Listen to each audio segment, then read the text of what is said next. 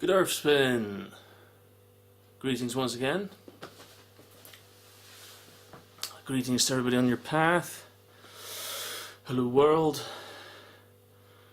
Disclaimer, I'm not here to convince you of anything, just sharing wisdom from our ancestors from across the planet. No exceptions. All part of the circle of life. So please make up your own mind. That's why I'm making these videos, to share wisdom. And then that's the whole concept of being able to vote on things with consciousness, is we have to be aware of what all the questions mean, and we have to be informed and understand everything on different levels. Today I've got my chai tea. Or actually, it's actually chai tea plus a normal tea bag. So double strength. There's a tip given to me by my friend Jamie. Hey Jamie. Hey.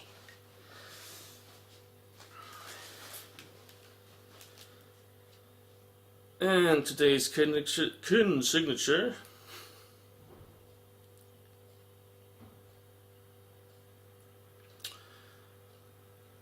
Yellow overtone seed.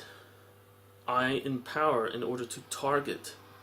Commanding awareness. I seal the input of flowering with the overtone tone of radiance. I am guided by the power of free will.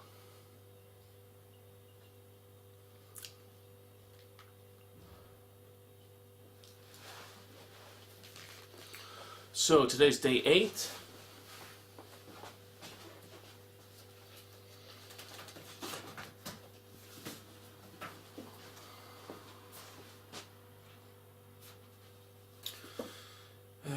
Today is day 8, and this is where things get interesting, because different tarot books have numbers for 8 and 11. They switch them around, and for me, justice is number 8, but in this book it's number 11. Now since we're on the subject of switching around numbers, a lot of them switch 8 and 11. I've already done that, obviously, just now. But I also switch 11 with 19. So that will be explained later in due course, and I'll show reasons why. But today we're back in the throne room. So we're back on one of the thrones.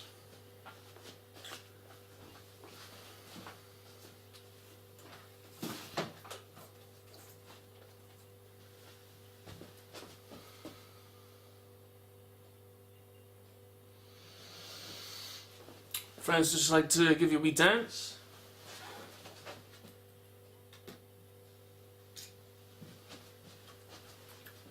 Whee! Yay! Dolphins in Wales playing together. Peace and love. Hello.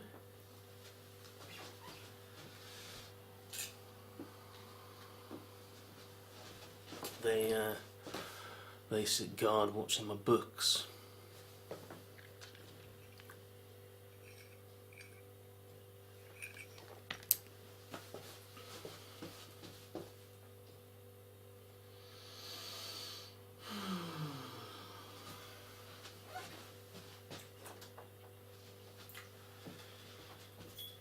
Re-establish fields.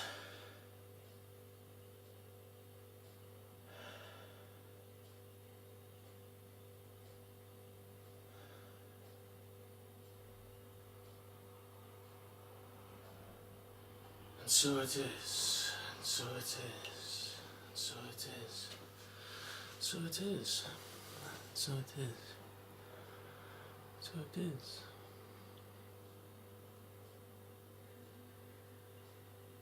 And so it is.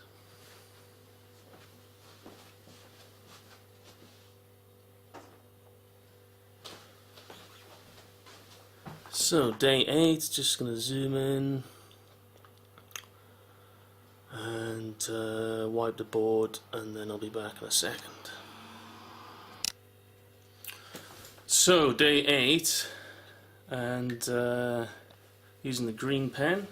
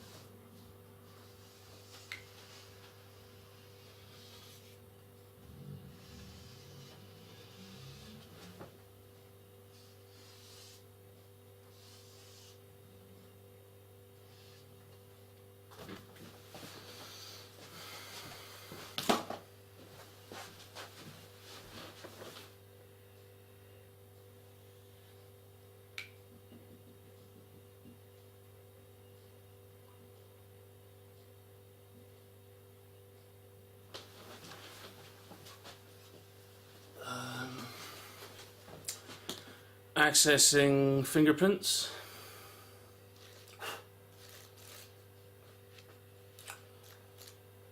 Page 244. So Graham Hancock's book. 41,000 years. Obliquity of the ecliptic varies.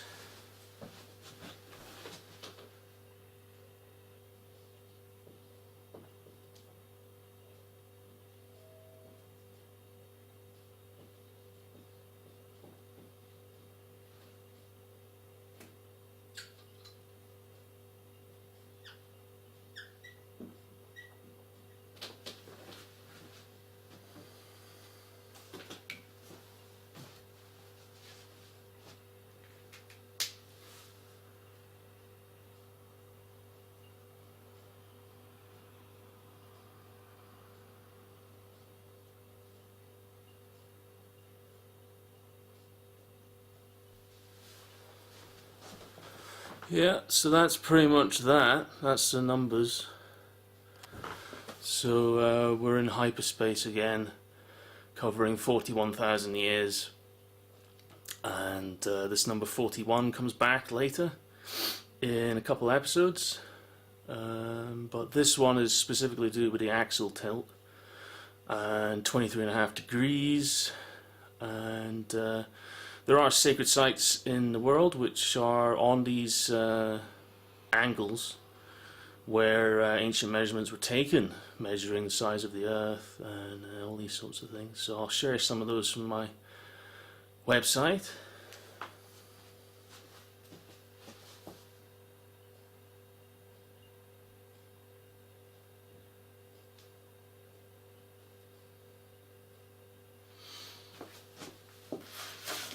So before we move forward, I'd like to share with you this piece of the puzzle here,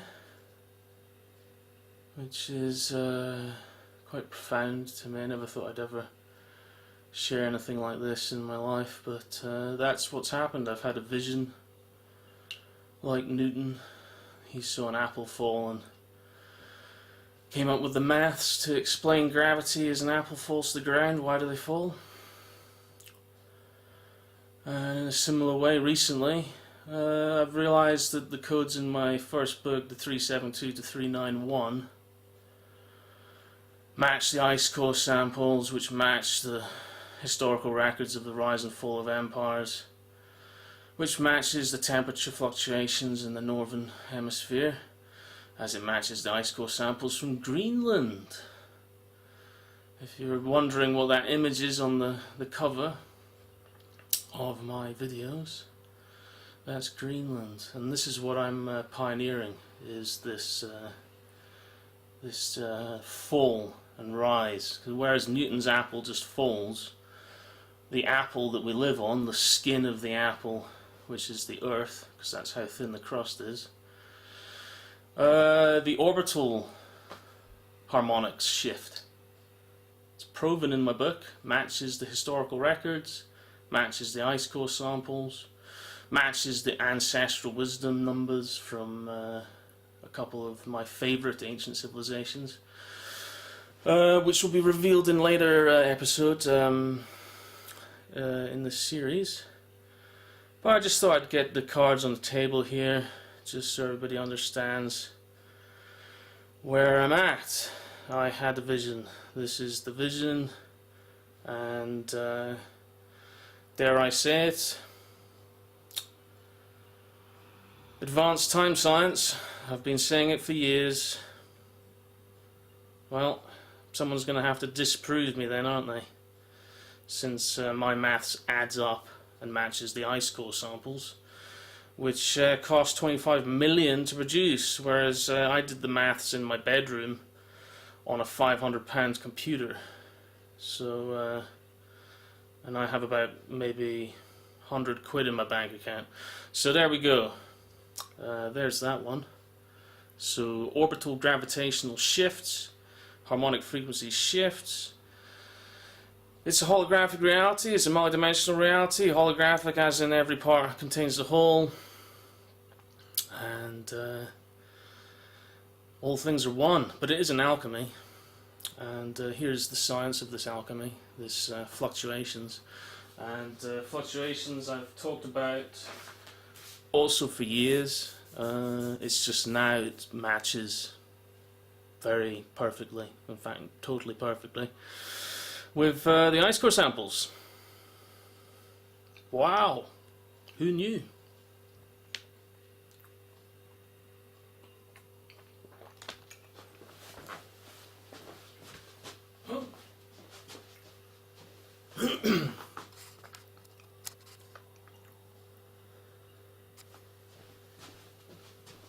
What's that, Sparky?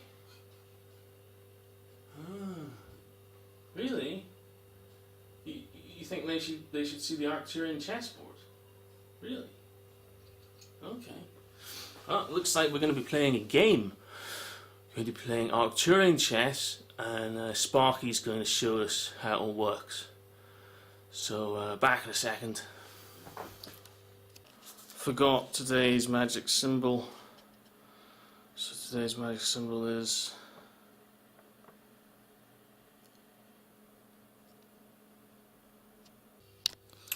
and we're back. So there's Sparky. Sparky's sitting in the middle, in the archetypal central plane, beyond even the galaxy, the pure realm of just archetypes. So we have all these cards from before. We've got like the plains and the pure water and the ice caps and the forests and the tundra, tropics, mountains, wetlands, shrubbery, deserts.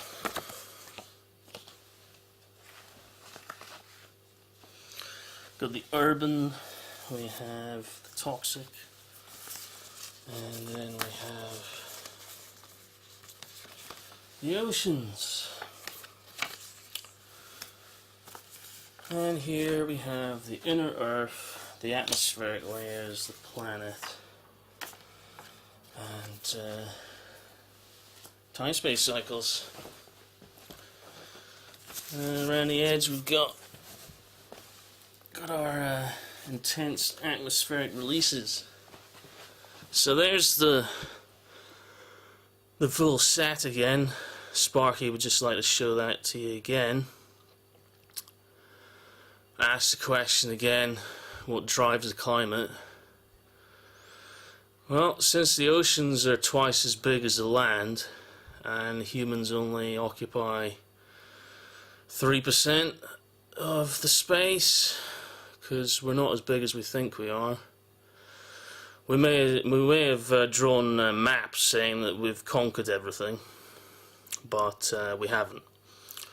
We've certainly conquered ourselves. Very good at conquering ourselves and inhibiting ourselves from evolving. Yep, definitely conquered ourselves. That's about it though. And that's just what little Sparky there, the little fish, was wanting to share with you, to reiterate the perspective which I'm sharing here, which is that we live in a fractal, and we should really be looking out for nature and being guardians of this planet. It'd be better for ourselves. Somebody yesterday was sharing with me a documentary, and at the end of it was talking about soil remineralization using rock dust. That's something that should be taken into consideration very deeply. So,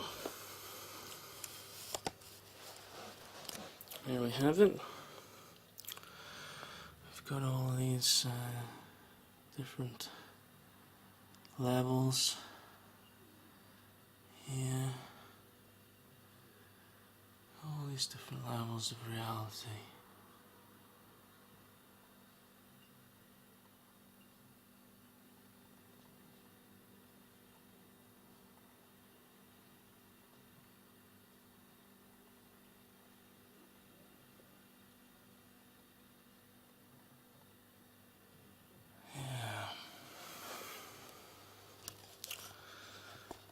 So there's just Sparky there again. He doesn't seem to have much to say today. He just whispered in my ear that he wanted everybody to see the Arcturian chessboard. And Arcturian chess is a win-win game. It's a cooperative game. It's not a competitive game.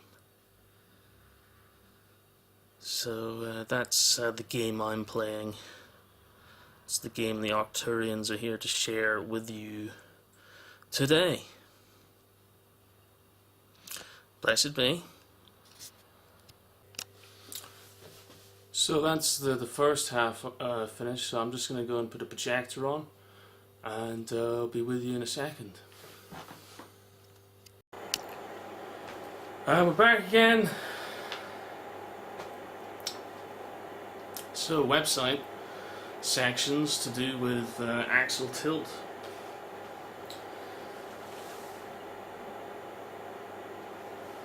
And sacred sites which are definitely in the historical record as places where ancient people have either measured the length of the day, length of the year, size of the earth, day of zeniths, day of summer solstices,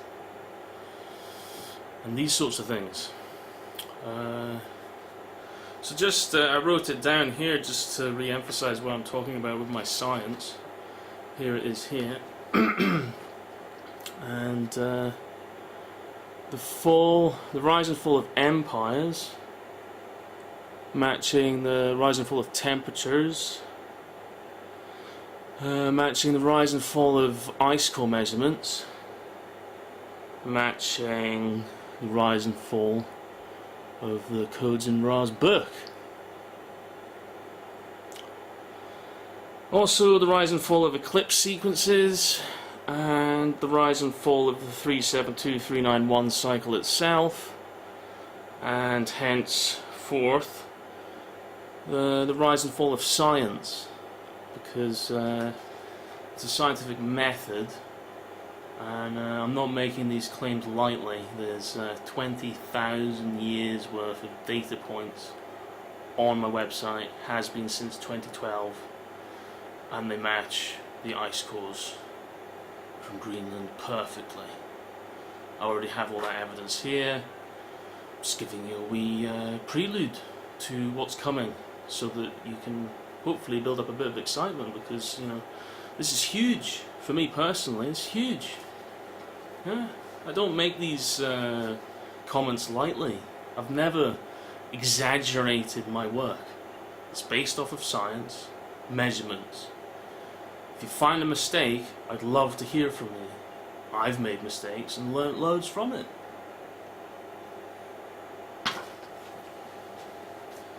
So today, Axle Tilt, we want to go to cosmic formulas. So right in the middle here,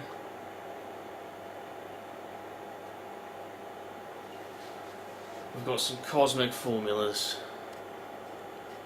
So here's some of the places where I'm just, you know, leaving breadcrumbs for myself. You know, so here I talk about the wobble, what they call the wobble. You know, I kind of see it as a bit of a derogatory term, really. Wobble. You know, we live on a spaceship Earth, and it's not a wobble. It's like the oarsman of the ship holding the stick at the back that steers. Yeah. It's wobble? Really? Is that the best you can come up with? Alright then. Well, 41,000 years matches perfectly 8 long counts. So put that in your maths pipe and smoke it. How's the Maya so perfectly in tune with the cosmos? Way before even Europe even knew what the word science meant. So, Axle Tilt, 41,000 years, 8 long counts. We've reached the intensity of 8 times Lucy. Lucy being a affectionate term for the long count, LC. So Lucy. Lucy in the sky with diamonds. Diamond matrix is mentioned later on in this series too, and that's quite a massive discovery again with the geometries on the website. They're nowhere else on the planet at the moment. It's because I'm pioneering the science, and that's actually very real. In fact, it's actually more real than the Gregorian calendar, scientifically speaking, more accurate.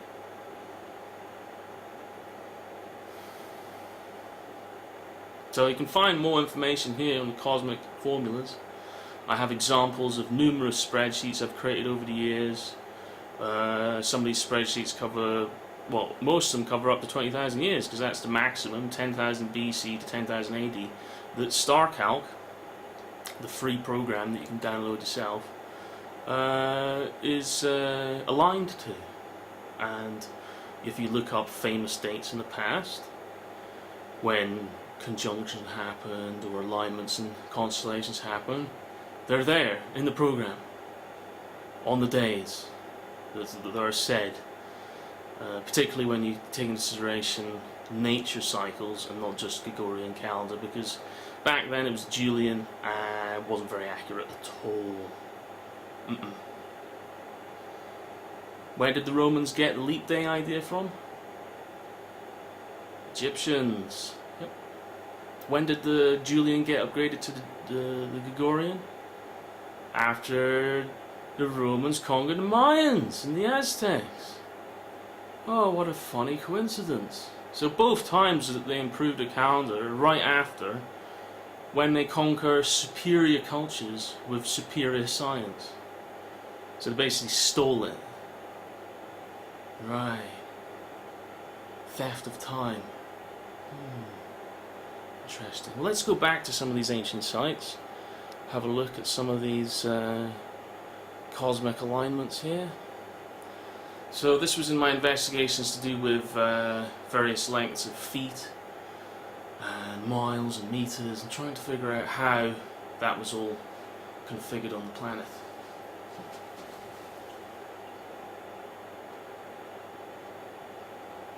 So I'm going to the home page, and then down here I've clicked on a treatise on the codes of NTFM, dissolving the dogmas of linear time. And here there are various realignments that in my professional opinion need to take place for us to understand the fractal nature of time and space.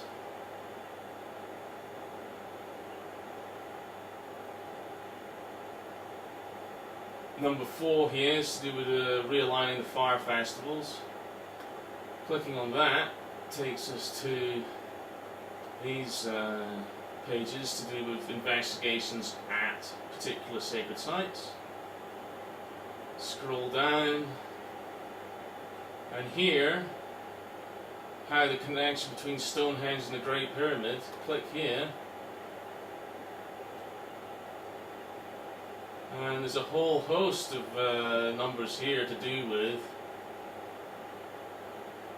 lengths of miles and feet, and degrees of longitude, and the size of the pyramid all matching up.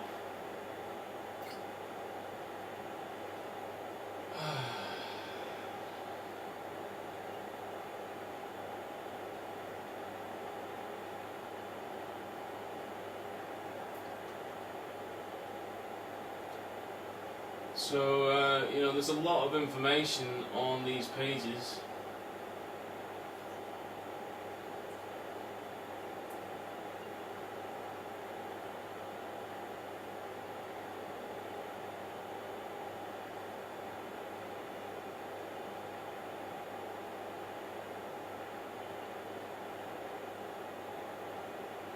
If you go back here, the previous page takes you to Arthur's Seat. Here's Arthur's Seat's investigation.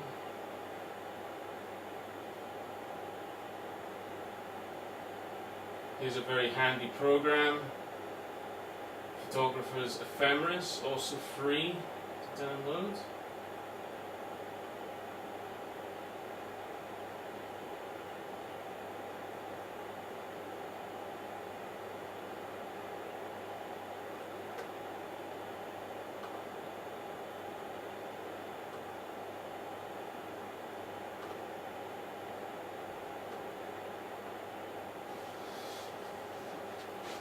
So there we go. I was going to show you sacred sites. The one I was going to mention was Aswan, the dam at Aswan, at 23.5 degrees. And also there's I do believe it's a temple to Shiva in India, also at 23.5 degrees. Again, all this information will be in my next book. Hopefully I'll be able to fit it all in the next book, because it's going to be quite big. But I will build a new website, so if anything can't fit in the book, all of the references and codes and scientific findings will all be in one place, so they can all be looked over, studied and analysed. And if you find any errors, please, honestly, from my heart, please let me know where the errors are.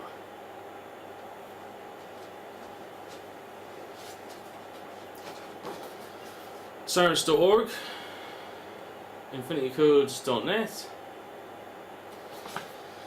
The truth will set us free. If it doesn't, it's not the truth.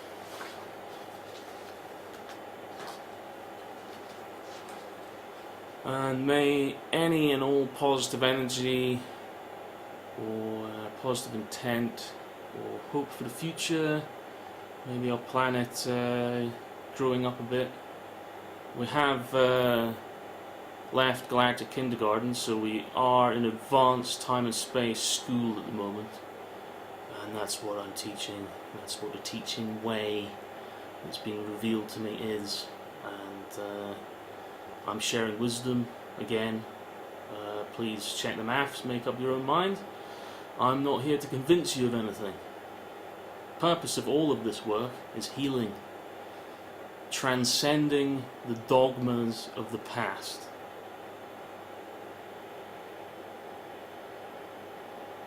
Blessed be. See you tomorrow for another fun, exciting cosmic codes of reality in the universe, which our ancestors, already had the maths for. It should really perk our curiosity, no? 41,000 years, precisely 8 long counts. I'll let you ponder on that. Back tomorrow for day 9.